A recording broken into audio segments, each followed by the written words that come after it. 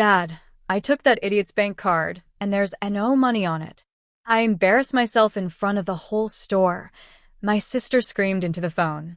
My brother rushed home immediately and burst into my apartment. What is wrong with you?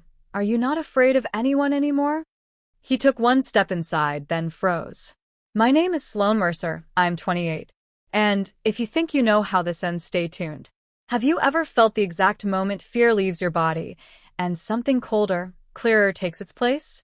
He stopped because the living room didn't look like ours anymore. The TV displayed a paused video of my sister at the boutique checkout trying my card.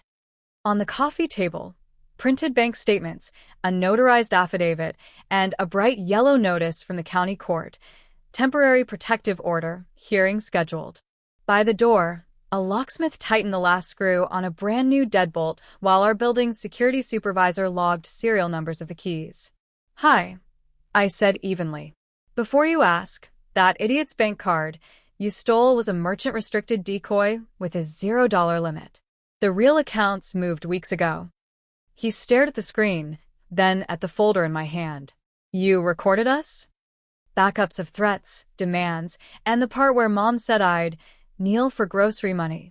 I nodded toward the mic on the shelf. Admissible. His jaw worked, searching for a script that used to scare me. It didn't. My phone buzzed on speaker. Fraud Department, Ms. Mercer, confirming your request. Attempted use of the decoy card triggered a security flag. Associated devices are locked out. We'll forward the incident packet to your attorney. Thank you, I said. I looked back at my brother. You came to yell. I came prepared. He pointed at the court notice with a shaky finger. You're seriously taking this to a judge? I smiled, small and tired. No. A judge is already taking it. Behind him, the locksmith clicked the new lock, handed me 2 engraved keys, and the security supervisor collected my brother's access fob from his trembling hand. Effective now, she said gently. You're no longer authorized on this unit. My brother swallowed hard. Outside in the hallway, Mom's ringtone started to ring, and ring, and ring. He backed into the hallway like the building suddenly tilted. Mom was still yelling on speaker. Put her on the phone. She thinks we're scared? We made her. She'll crawl back. He didn't even answer her. He just stared at me. Really stared. Like for the first time in his life, he realized I wasn't the same doormat who paid his parking tickets and gifted him $9,000 every time he claimed his car needed new brakes. The elevator dinged. 2 uniformed officers stepped out. Ms. Mercer? The taller one asked. I nodded. Yes. He handed me a packet. Judge Ramirez authorized the emergency order. Effective immediately, no family member may enter this residence until the hearing date. If they attempt, call us. My brother's face turned ash gray. Wait, he stammered. You actually filed. I cut him off. I didn't file because of today, I said quietly. I filed because of the last 10 years. He blinked like the words physically hit him. The officers escorted him toward the elevator. He didn't fight. He didn't shout. He didn't even turn around. When the doors closed, the silence in the hallway felt brand new, like the start of a season with clean air. I stepped back inside, locked the new metal bolt, placed both keys on the marble counter, and exhaled. My apartment, my space, finally felt like it belonged to me. Not an extension of their entitlement. Not a family bank branch. Not a storage room for other people's emergencies. I made tea, kicked off my shoes, and opened my laptop to finish work. Because while they were busy trying to control me, I was busy building the kind of career that pays for freedom. The next morning, my phone woke me at 6:27 a.m. 17 missed calls. 26 messages. All from Mom. The last one read, You embarrassed us. You made your own mother look stupid at that store. Fix this. Fix this. That was their entire worldview in 2 words. Every time they broke something, my savings, my credit, my dignity, I was the designated fixer. Not anymore. I got ready for work. Navy blazer, hair pinned back, light makeup, the look that says I don't need permission to exist. At the office, my boss, Mr. Hayward, waved me into his glass-walled corner meeting room. Sloan, he said, sliding a printed memo toward me. The board approved your fraud prevention model. We want you to lead the implementation. My throat tightened. This was huge. Not just a promotion. A department of my own. Your work is about empowerment, he continued. We want our voice on every panel this quarter. The timing felt like the universe whispering, see? Their version of you was always too small. During lunch, my attorney called. The fraud flag hit your sister's attempt again. She tried to use the decoy one more time at a Rolex boutique. I laughed, actually laughed, in public. Good, I said. Document every attempt. When I returned home that evening, someone had slipped a handwritten note under my door. Dad says you're heartless. We just wanted what you already have. Why couldn't you share? Mom. I folded the paper carefully. Not emotionally, logistically. Because in my new world, evidence is not sadness. Evidence is leverage. Evidence is freedom. And I wasn't done yet. Saturday morning, I drove to the bank in person. Not because I needed to, everything was already secured, but because I wanted physical, notarized copies of every detail. The branch manager, Miss Collins, greeted me instantly. Ms. Mercer, we've been expecting you. She brought me into her office, closed the frosted glass door, and placed a thick file on her desk. All attempted transactions from your sister's failed card usage, she said. Plus the voice transcripts from your mother's calls demanding access. She slid me a signature pen. We can attach these directly to your protective order case. As I signed, Miss Collins leaned forward. You'd be shocked, she whispered, how often the biggest financial abusers are blood relatives. I wasn't shocked. Not anymore. When I left, I had a folder that weighed about as much as the truth I'd been carrying for years. But now that truth had paper trails and legal teeth. At home, I set everything onto my glass dining table and froze. Someone was sitting on my hallway floor. Dad.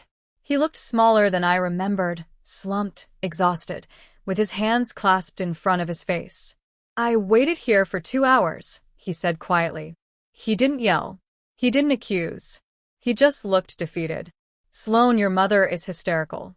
Your sister said you're trying to destroy us. I set down my keys. I'm trying to stop being destroyed by you. He rubbed his forehead. We never meant. I raised my hand. No more excuses. I didn't start the war. I ended the free access. His eyes flickered, shame, guilt, fear, maybe all of it. Finally, he whispered, voice barely audible. Your sister wants to talk. She's coming here. I didn't flinch. Good, I said. I want her to see what she started. 20 minutes later, the elevator dinged, and my sister walked out like she owned the entire floor. Full makeup, designer coat, sunglasses inside, like she was arriving at a red carpet event, not a crisis she caused. She didn't even look at me first. She stormed straight past Dad, dropped her luxury purse on my counter, and snapped. Fix My card. I leaned against the island calmly. Sit. She froze because she wasn't used to that tone from me. Dad sat down slowly, like he already knew something was about to break open. My sister crossed her arms, chin lifted. You owe us that money. You wouldn't have anything if it wasn't for Mom and Dad raising you. I let her finish, every delusional syllable, then slid the entire folder from the bank across the counter. She barely touched the first page before her face changed. Screenshots of her attempts. Audio transcripts of her demands. Fraud flags. Her signature forging mine on a loan form from months ago. Her lips parted. I never signed that. I turned my phone toward her. Paused on her own voice print identification clip. You did, I said quietly. Dad's face drained of color. My sister stumbled back, one step like the floor shifted under her. You set me up. No, I said. You set yourself up. I just stopped covering your tracks. Her breathing sharpened. What are you going to do with this? She whispered. I looked her right in the eyes. No anger, just clarity. I already did. Her pupils dilated. Pure recognition. She realized she wasn't dealing with a sister she used to bully. She was dealing with a woman who finally played on equal ground and came prepared. Dad sank into the dining chair like his knees gave out. My sister clutched the counter, voice trembling now, not with rage, with fear. "Are you pressing charges?" she whispered. I didn't answer immediately. I walked to the shelf, pulled a small fireproof lockbox, set it on the table, opened it, and placed one last document in front of them. IRS notification, inquiry initiated. My sister gasped. Dad's hand covered his mouth. "I didn't file that out of revenge," I said calmly. "I filed it because you used my SSN to claim dependents that aren't mine." Her face went white.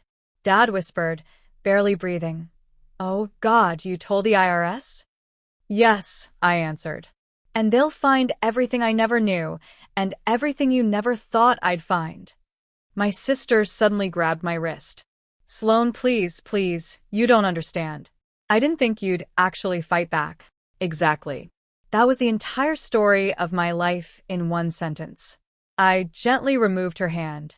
Dad tried a different angle, the soft guilt hook. "We're family, we can fix this, just stop the process." I looked at him with a kind of peace that only comes when a lifelong illusion snaps. "Family is a verb," I said. "And you never did it." My phone buzzed on the counter. Email, protective order, confirmed. Enforcement active. I turned the screen toward them. "This isn't about punishment," I said. "This is about consequences." Dad stood slowly. My sister wiped mascara streaks from her cheeks. They walked to the door in silence. And for the first time in my life, they left without slamming it. The next 48 hours were a strange echo, quiet, heavy, unreal. No calls, no threats, no demands, just stillness. I watered my plants. I meal prepped. I went to work. Normal things, except they finally felt like they were actually mine. On Tuesday, HR called me upstairs.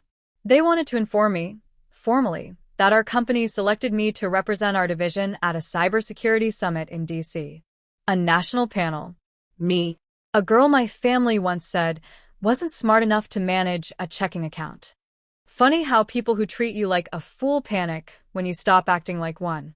After work, I picked up a small apple tart from the bakery downstairs, a silly tradition of mine for small victories. When I got home, there were no notes under the door. No sabotage.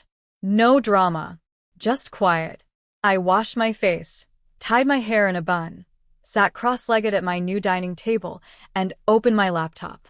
New email. From a woman named Marina. Subject line. "Your story saved me."